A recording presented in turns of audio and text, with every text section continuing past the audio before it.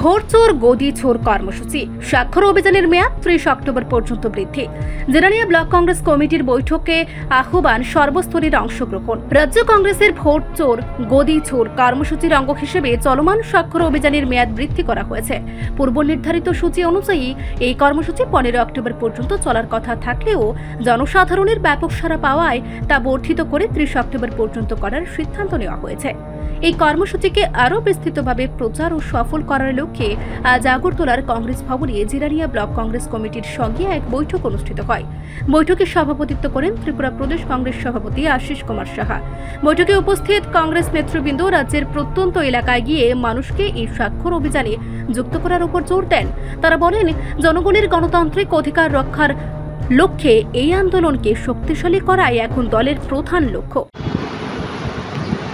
আমাদের কেন্দ্রীয় কর্মসূচি ভোটচোর গদিচোর স্বাক্ষর অভিযান আগামী 30 অক্টোবর অবধি তার তারিখ এটা বর্ধিত হয়েছে 15 অক্টোবর থেকে 30 অক্টোবর।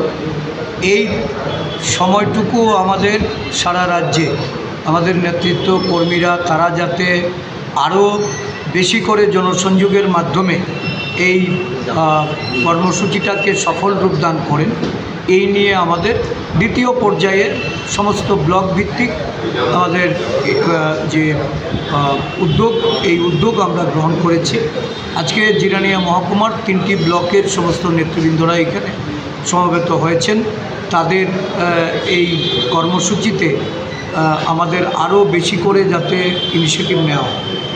এটা তো সবাই কম বেশি অবগত যে আজকে এই জিরানিয়া মহকুমা বা জিরানিয়া ব্লকে যে ধরনের প্রশাসনিক দুর্নীতি এবং সেই জিরানিয়া স্টেশন এটা সারা দেশে আলোচনার বিষয়বস্তু হয়েছে।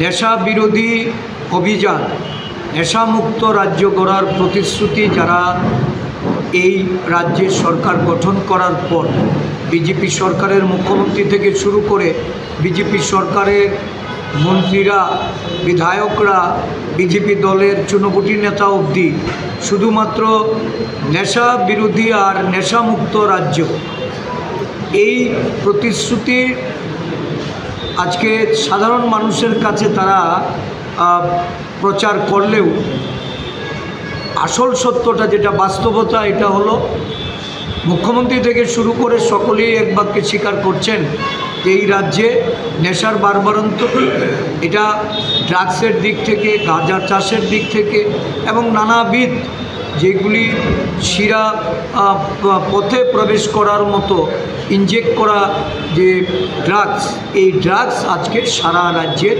যুব সমাজ থেকে শুরু করে একটা বড় অংশের মানুষের মধ্যে আজকে এটা লক্ষ্য করা যাচ্ছে। জিরানিয়া স্টেশনে গত সপ্তাহে দুইবার narcotic department, CRPF, BSF, GRP এবং আমাদের রাজ্যের পুলিশ সকলের হস্তক্ষেপে এটা বড় আকারে এখানে নেশাদ্রব্য এটা রেল স্টেশন থেকে উদ্ধার হয় এবং এই নেশাদ্রব্যের কারা প্রকৃত মালিক বা এই নেশাদ্রব্য প্রচার করার ক্ষেত্রে কাদের কি ভূমিকা বা এতে প্রশাসনিকভাবে যারা দায়িত্বপ্রাপ্ত তাদের কি ভূমিকা বা যারা জনপ্রতিনিধিত্ব করছেন তাদের কতটা যোগসাজশ রয়েছে, এই সমস্ত বিষয় নিয়ে আজকে রাজ্য জুড়ে একটা প্রশ্নের সম্মুখীন রাজ্যের মুখ্যমন্ত্রী, উনি স্বরাষ্ট্রমন্ত্রী। গত প্রায় 7 দিনের উপরে এর কোনো সদুত্তর মানুষ পায়নি। এটা দিল্লি থেকে রেল যুগে এই রাজ্যে এসেছে। দিল্লির যে রেল দপ্তর এর সঙ্গে তারা যুক্ত, স্বাভাবিকভাবে তদন্তকার যেভাবে হওয়ার কথা ছিল এটা দেখা যাচ্ছে দিন দিন স্তীমিত হয়ে যাচ্ছে। প্রকৃত অপরাধী এবং এই সরকারের যে সত্যিকারের যদি নেশামুক্ত রাজ্য করার যে তাদের লক্ষ্য, এই লক্ষ্য পূরণ করতে হয়, তাহলে সমস্ত কিছুর ঊর্ধ্বে উঠে দলীয় ভাবনা চিন্তা বা দলের স্বার্থের ঊর্ধ্বে উঠে প্রকৃত অপরাধীকে গ্রেপ্তার করতে হবে। নানা মিডিয়াতে নানা ধরনের সংকেত দেওয়া হচ্ছে, নানা জনের নাম উঠে আসছে, তাদের বিষয়ে পুঙ্খানুপুঙ্খানু তদন্ত করে অবিলম্বে এই যে নেশা পাচারের যে ঘটনা, এই ঘটনার সত্যি উদ্ঘাটন করতে হবে। মুখ্যমন্ত্রী এটা ওনার দায়বদ্ধতা আছে। উনি একসময় বলেছিলেন যে ওনার নাকি জানা আছে কারা কারা রাজ্যে এই মাদক পাচারের সঙ্গে যুক্ত।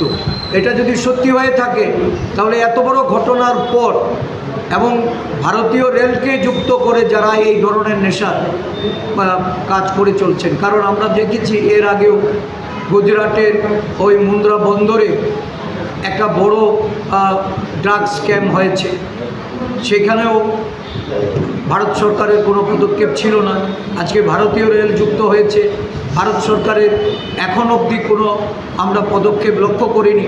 তাই আমার ধারণা যে বর্তমান মুখ্যমন্ত্রীকে সব কিছুর ঊর্ধ্বে উঠে পদক্ষেপ নিতে হবে, অন্যথায় কংগ্রেস দল এই রাজ্যের বিরোধী দল হিসাবে আমরা জনগণকে বাঁচাতে, এই রাজ্যের যুব সমাজকে বাঁচাতে, এই রাজ্যকে নেশামুক্ত করতে আমরা আন্দোলনে যাব।